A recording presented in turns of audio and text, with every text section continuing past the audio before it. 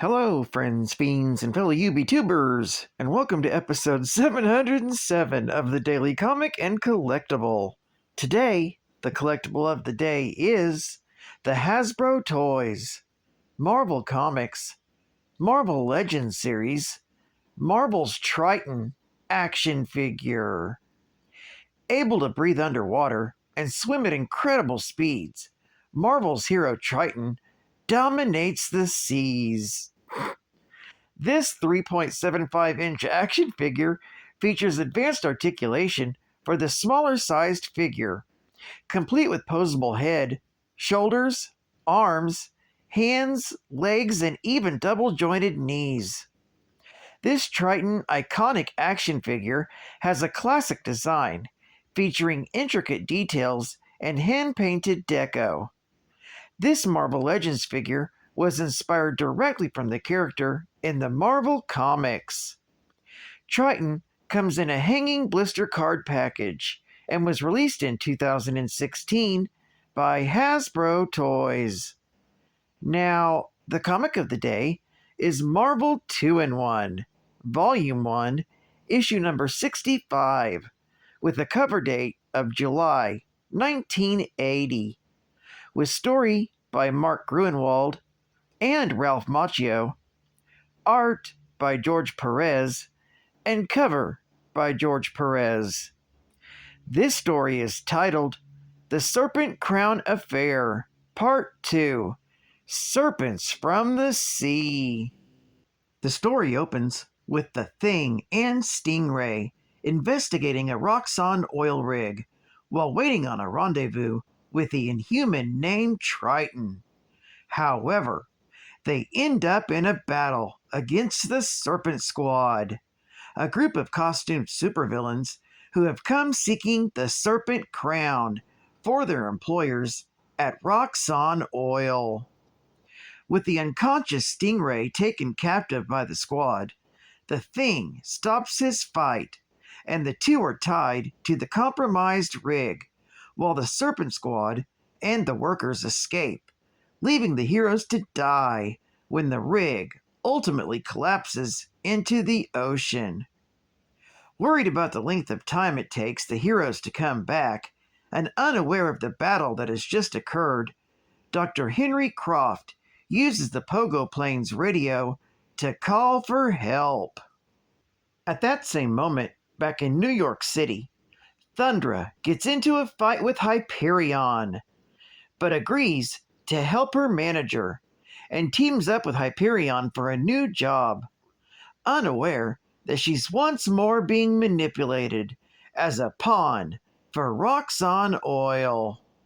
Meanwhile, back on the California coast, the oil rig collapses, and the Thing manages to break himself and Stingray free before they can drown. They end up being given a helping hand with the arrival of Triton, who is carrying with him the sample of Terrigen mists for Reed Richards to examine. Telling Triton about his encounter with the Serpent Squad and how they are searching for something under the water, the aquatic Inhuman agrees to travel underwater with the Thing to try and figure out what it is they are looking for. However, the Serpent Squad soon uncovers and takes possession of the long-lost Serpent Crown, and soon end up engaging in a fight with the two heroes. At first, the heroes, especially the Thing, who is attacked with visions of Alicia by the Black Mamba, are overpowered by their serpentine foes. However, they are soon joined by Stingray, who is revived and comes to lend them a helping hand. Although they were able to overpower the Serpent Squad, the villains manage to escape, along with the Serpent Crown, using an exploding depth charge to cover their escape. With the Serpent Squad defeated, the three heroes return to the Pogo plane and advise Henry Croft of the situation and decide what they are going to do about the squad's procurement of the Serpent Crown. This multi-issue story is concluded in Marvel 2-in-1, issue number 66.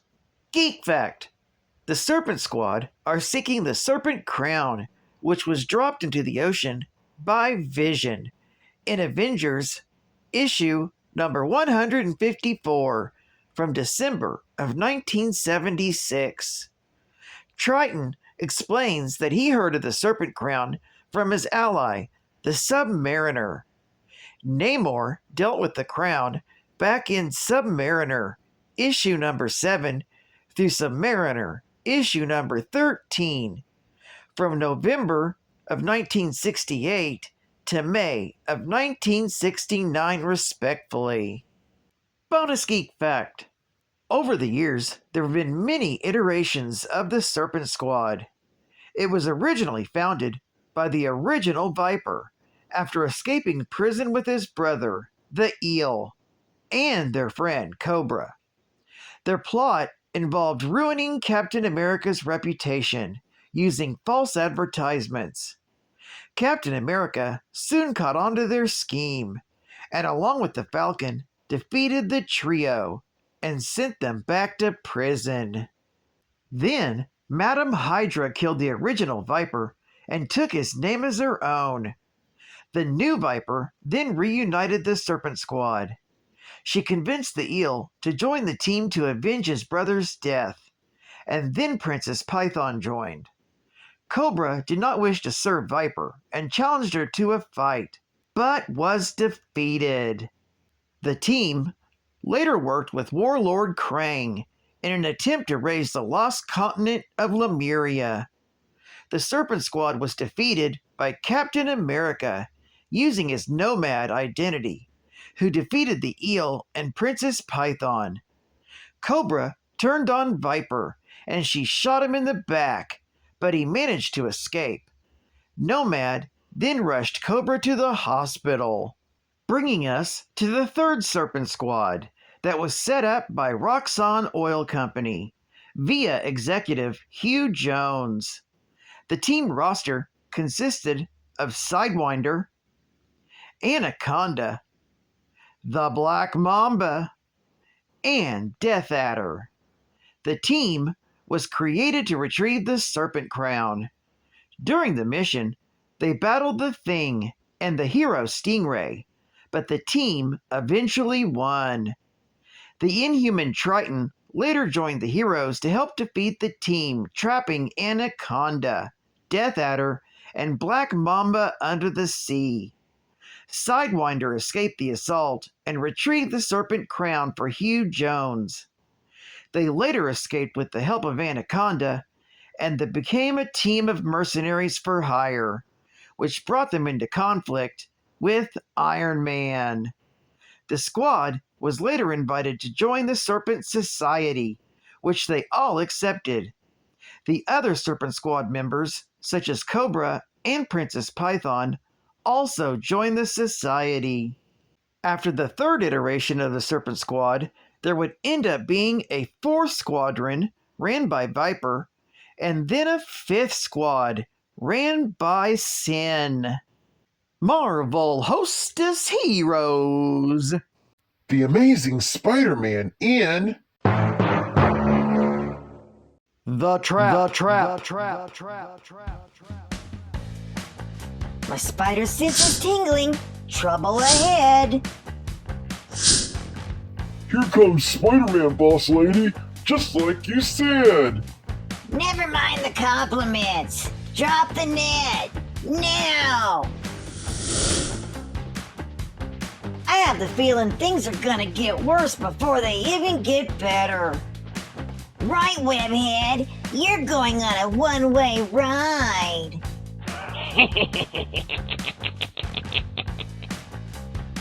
How about it? Be a nice guy and let me out of here. Not for $1,000,000. How about for some delicious Hostess Twinkie cakes? Larsa and Will won't like this, but I can't resist this golden sponge cake. Great cream filling It's a deal, wall crawler. Uh-oh. Sometime later, at Larcenous Lil's lair. You'll be tied up for a while, Lil. Thanks to Hostess Twinkie Cakes. The tables, or should I say webs, have been turned.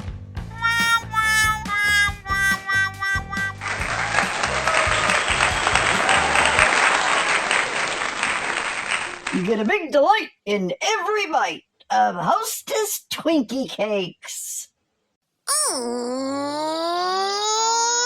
take me down to the Geek Fact City where the comics are clean and the art is pretty. I want you geek fact me home. Yeah. Final Geek Fact. Triton was the eldest of two sons, born to the inhuman priest and philosopher Mander and his wife Azure. Triton was exposed to the mutagenic Terrigen mist when he was a year old and emerged with a number of aquatic mutations. No longer able to breathe air, the young Triton was raised in a specially designed alcove on the shore of the island of Adelan. Triton's mother, a biologist, undertook the study of ocean life so she could better understand and care for her son. Eventually, a cumbersome breathing apparatus was designed to enable Triton to survive out of the water for extended periods. This apparatus was refined and miniaturized by Maximus, Black Bolt's brother, some years later. Triton's mother died during an undersea mishap when he was 14. At 18, he became a scout for the Inhumans, keeping watch over human ocean-going traffic in the vicinity. When sailors captured Triton, Black Bolt decided that Adelan was in danger of human discovery. Subsequently, the city was moved twice, first to the Himalayas and then to the moon, neither site close to water. Triton now occupied his time exploring the ancient subterranean water tunnels beneath the moon's blue city. He occasionally teleported to Earth under Lockjaw's power to swim the oceans and renew old acquaintances, such as his friendship with Prince Namor, the Submariner. Triton possesses a number of superhuman abilities derived from his Terrigen mutated form. His superhumanly strong physiology enabling him to withstand great water pressure changes that occur beneath the sea. His blood circulation enables him to withstand freezing water temperatures. As a water breather, Triton has a number of gills hidden by scales along his throat. These gills enable him to extract sufficient oxygen from ambient water to allow him to function normally while underwater. Triton can live underwater indefinitely. Triton also has aquatic vision, allowing him to see in dark oceanic depths. Plus, he has the inhuman strength, speed, stamina, agility, reflexes, and durability. Triton's first appearance was in the Fantastic Four, issue number 45, with a cover date of December 1965. Well, I'd like to thank you for joining me for another Daily Comic and Collectible, and I hope to see you again Monday. This is Cut Fan Comics Man, and I'll catch you on the flip, baby. Over and out.